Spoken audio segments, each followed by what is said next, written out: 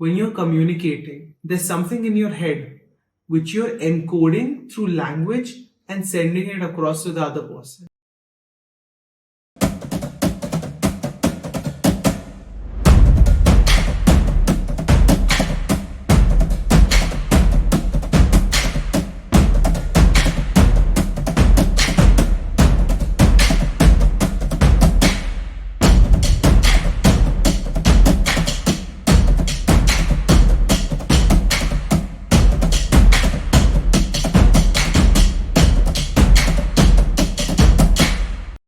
Today, I'm going to talk about an important skill, a life skill, in fact, that can help a lot of us. I'm going to talk about the power of listening. There is a difference between listening and hearing. Hearing are physical attributes of your ear. Whether or not you are able to hear is because of your ear. Now, listening in comparison to hearing is dependent on you. You can hear things when your ear is functioning properly, and you can't when it's not. But listening to a particular thing, listening to things happening in your environment, listening to conversations between you and the other people, solely depends on you. Through your listening, you're able to shift your focus from place to place. Maybe 1 second you're listening to someone in your neighborhood, and the next second you're listening to the radio. But everything is happening in the same physical environment.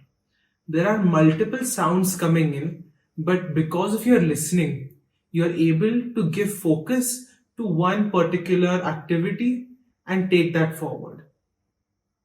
You must have heard a lot of your friends, families, partners saying that you're not listening to me. Now, what do they mean by you are not listening to me? Obviously, you're in that environment, so you're hearing what they're saying, but you're not interpreting things the way they want you to interpret them. Communication, when you're communicating, there's something in your head which you're encoding through language and sending it across to the other person and decodes it in their head. This is a lot of work, and here is where miscommunication happens. I'm trying to say something and you listen to something else. There are multiple versions of the same encoded message which are de-interpreted by a lot of different people. Now, listening can reduce conflicts and listening can create conflicts. When I am in conversation with a few of my friends, sometimes there's a conflict of listening. I try to say something and they interpret it in a very different way.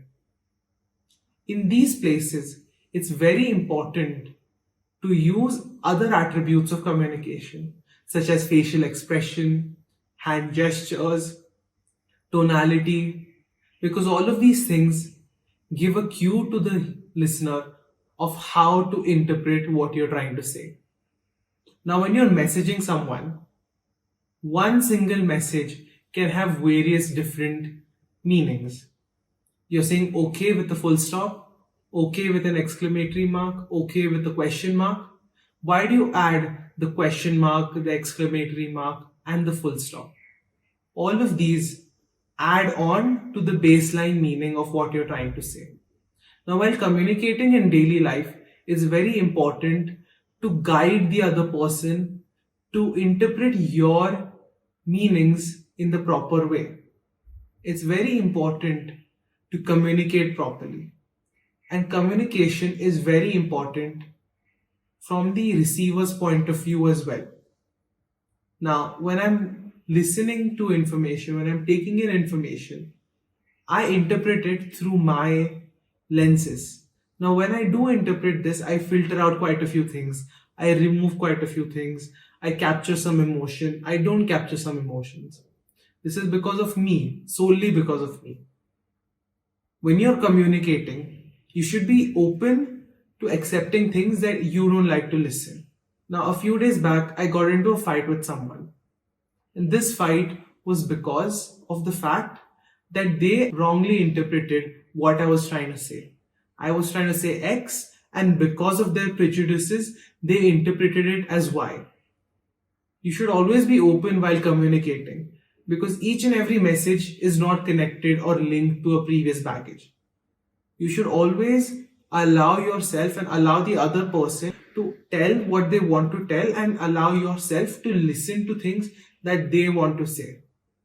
Every time you have a fight with someone or every time you get into a conflict, why do people say that call up or go physically meet that person?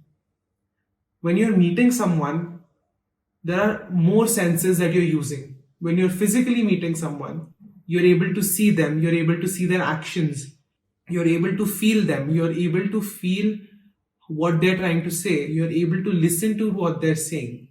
Whereas when you're calling, you're only able to listen to what they're saying. And at times you can make meaning out of that, but that could lead to confusion as well. Whereas when you're texting, you're reading something, and on the basis of that, you're constructing what the other person is trying to say.